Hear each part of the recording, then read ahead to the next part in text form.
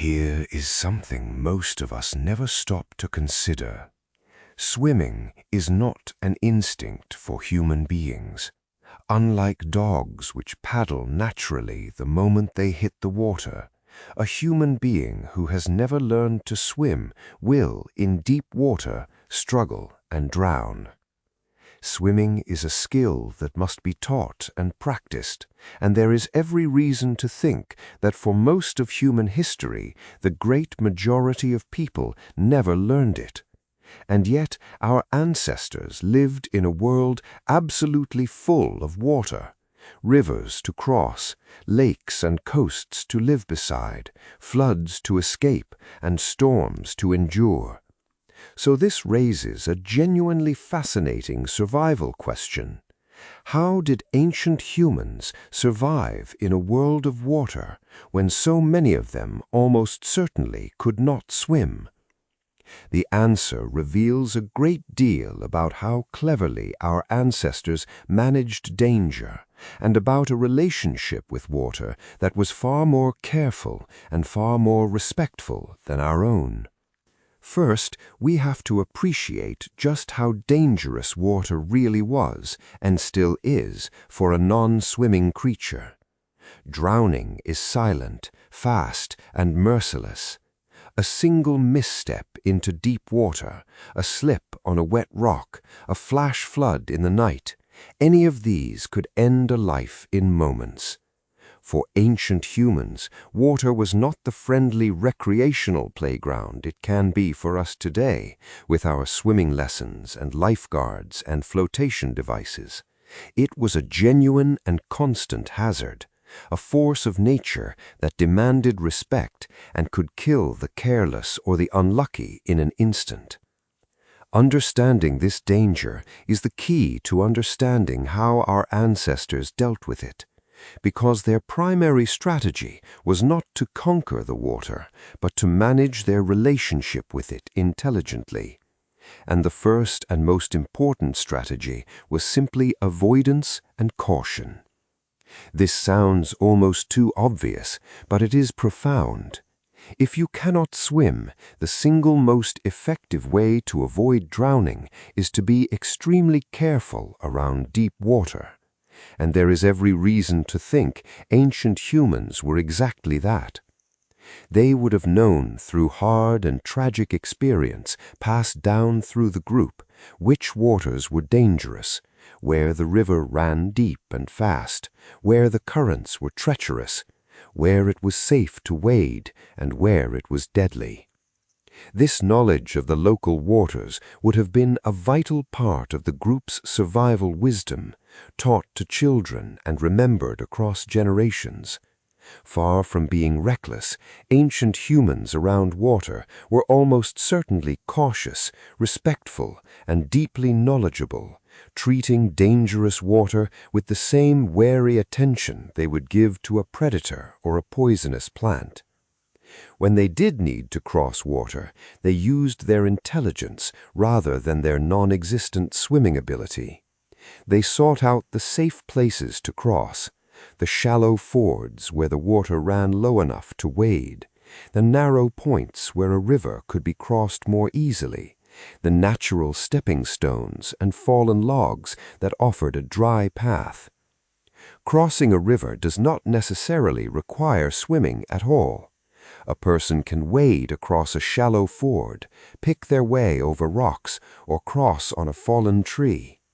Ancient humans were expert readers of the landscape, and finding the safest way across a body of water was exactly the kind of practical problem-solving at which they excelled. They did not need to swim a river if they knew where to walk across it. And when the water was too deep or too wide to wade, human ingenuity provided another answer, which was flotation and craft. Even people who cannot swim can cross deep water if they have something that floats. Our ancestors could cling to logs, bundle together reeds or branches into simple rafts, or use inflated animal skins as primitive floats, letting the buoyancy of these objects carry them across water that would otherwise have drowned them. This is the same ingenuity that, taken further, eventually produced the rafts and boats that allowed humans to cross not just rivers, but open seas. The crucial insight is that humans did not need to become swimmers to cross water. They needed only to become builders and users of things that float, and that played directly to the human genius for tools and technology. Where a fish swims and a dog paddles, a human thinks and builds a raft. There is a deeper point here about the human relationship with water that is easy to miss. Although swimming was likely rare, water was also one of the most important resources in the ancient world, and our ancestors were powerfully drawn to it. They lived beside rivers, lakes, and coastlines because water meant drinking, fishing, and a rich abundance of food. Some scientists believe that the resources of the water's edge, fish, shellfish, and other aquatic foods, played an important role in our human evolution, possibly even in the growth of our brains. So ancient humans were not water avoiders in the sense of staying away from it. They lived intimately alongside water, depended on it, and harvested its riches. They simply did so with a careful, respectful awareness of its dangers, exploiting the shallows and the shorelines while treating the deep water with appropriate caution. It is also worth saying that some ancient and traditional peoples certainly did learn to swim and dive, sometimes with great skill, particularly in coastal and island societies where the sea was central to life. Swimming was not unknown, and in some places it was clearly an important skill. The point is not that no ancient human could swim, but rather that swimming was almost certainly not a universal ability, the way it is taught to so many children today, and that survival for most people did not depend on it. The dominant strategy for most of humanity in most places was intelligent management of water rather than mastery of swimming.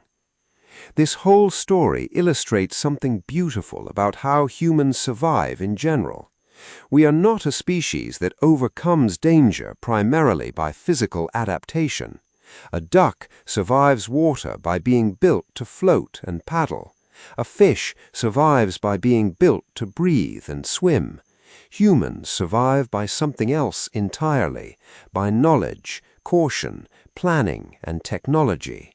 Faced with the deadly danger of water, our ancestors did not grow fins or webbed feet. Instead, they learned the waters intimately, taught their children where the danger lay, found the safe places to cross, and built things that float. They turned a potentially lethal environment into a manageable one, not by changing their bodies, but by using their minds. The same pattern appears again and again throughout the human story, in fire, in cold, in the hunt, and here in the management of water. Our great survival trick has always been to think our way through dangers that other animals can only meet with instinct and physical adaptation. So how did ancient humans survive without knowing how to swim? They survived by respecting the water, by knowing it deeply, by avoiding its deadliest forms, by finding the safe ways across, by building simple craft to carry them over the deep, and by living wisely at the rich and dangerous edge where land meets water. They did not conquer the water by becoming swimmers, they outsmarted it. And in that careful, clever, respectful relationship with one of nature's great dangers, we see once again the essential human genius, the ability to survive not through strength or instinct, but through knowledge, caution, and the endless inventiveness of the human mind.